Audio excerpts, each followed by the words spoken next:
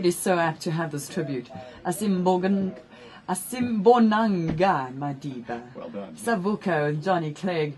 And we're more than apt to have him in studio at the moment singing, because we have a gentleman by the name of Emma. He's from the United States of America, residing in New York City at the moment. As I self-explained, he came to South Africa on a journey to find what he thought was beautiful in music. His discovery of Maskandi music was revealed to him through the likes of Johnny Clegg and many others, and this is how he found this land.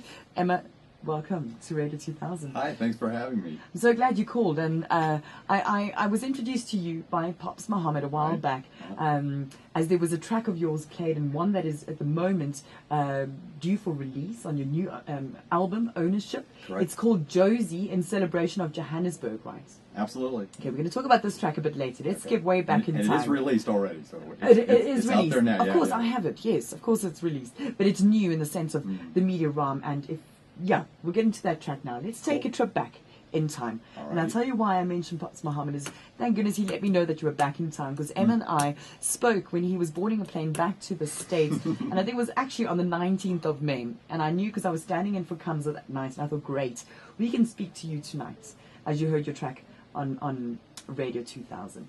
Tell us about your journey to South Africa.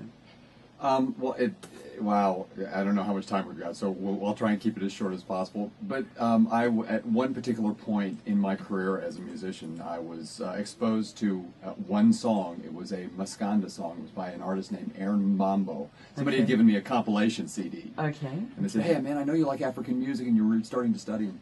And I heard this one song. I can tell you the name. The song was Selishoni Lelanga. And it just stunned me. I had to know everything about it. I wanted to know everything about South Africa, not just the music, but where was it coming from. The song, it's a real simple story. It's about a family's car breaking down in the middle of the night, but the song was so uplifting. Right. I needed to know about where that came from, culturally and philosophically. Okay. So that kind of set me on a career trajectory, and I had found a tutor to teach me Zulu. Right. I studied with somebody in stateside, and then at one point she said, "Look, if you're really going to do this, you need to go over." Okay. And I went home and told my wife, said, "Honey, I'm going to South Africa." Oh no, honey, you can't do that. No, she knew. She was completely supportive. So. Oh, fantastic. Okay. Anyway, I'll cut it down. By the time I got over here, a lot of the contacts that I had didn't pitch up, and they were moved, and this was under apartheid, so there was some shady aspects to it. But anyway, I ended up with my hands in my pocket walking down Court Street, and went to Kohinoor Records, and I heard this incredible Marabi music blaring from the storefront, and I said, there we go. I found the music. And I walked in, and Pops was behind the counter. He was working the store, and it was almost very movie-like, because when I walked in, it was almost like all the music stopped, because they had this American accent saying, "Do you have any music by Aaron Mbambo?" And Pops was like, "Well, Pops had told me later, first of all, it's usually we only have European tourists, so everybody was shocked to hear an American accent." And then he said, "How do you know who Mbambo is? He's a local guy." And so after that, we just started chatting, and by the end of the day, I was in a studio with him producing a Zulu songwriter. That's fantastic. And that was the beginning. I mean, 20 years ago, Pop's also on a magical journey. I had him in studio on Africa Day, celebrating the spirit of indigenous South Africa. So, from there, it turns out then that Pops eventually has joined you in New York City. And that's how the album Ancestral Healing came about. Absolutely. Yeah. Okay. Talk to me about that. Well, we just, we became fast friends famously, and we just kept saying all over the years, because we need to do something together, and we found ourselves in a situation where I was able to bring him over to my studio in the States, and I said, "Look, let's do it."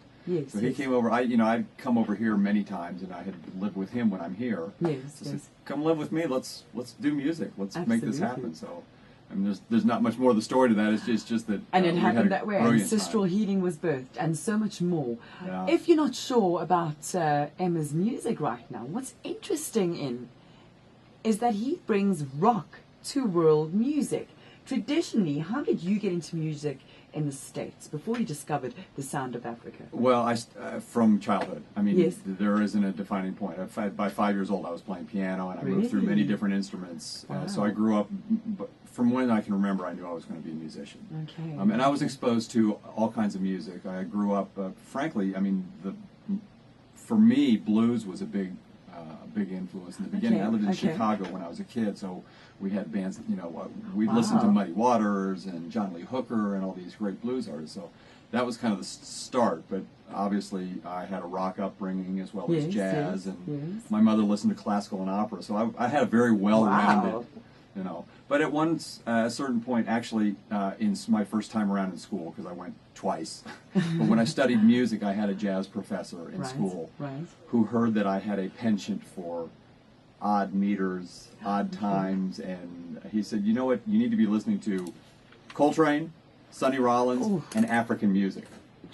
And he said, you need to start listening to African music and Brazilian music, and I did, and that was kind of what started me, at least on the exploratory part of the journey. Now, there's an article that was published in the Big Issue quite recently about yourself and your music and your new track, Josie, off your album Ownership. And there's a part that's very interesting. I'm trying to find it here, but where someone had commented on what kind of ngoma you are.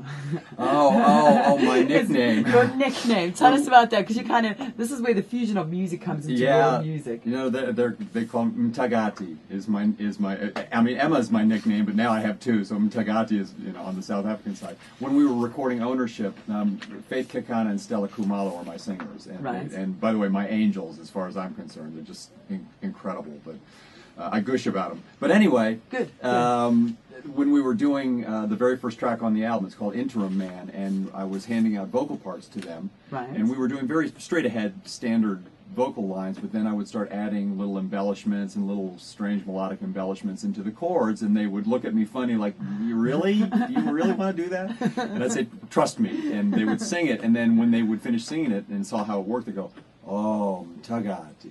And I'm Scott. For those that don't know, it's the sangoma that mixes things that should not be mixed. That was exactly, basically. It's a Nyanga, but mixing things you shouldn't mix. I said, okay, I like that. So I like it. And that's what they call me now. So all right. What is your real name? Oh, okay, we don't need to let it go. Then I wouldn't have to change in phone booths anymore. Emma in studio, live from New York City, live as in he's sitting with us right now. He's arrived in South Africa briefly to promote his album Ownership. On there, you'll hear a fusion of rock and world music and a flavor that is African soul and hearts all together in one. We'll be back with him. If you have any questions, you can call us now, 0860 01 2010.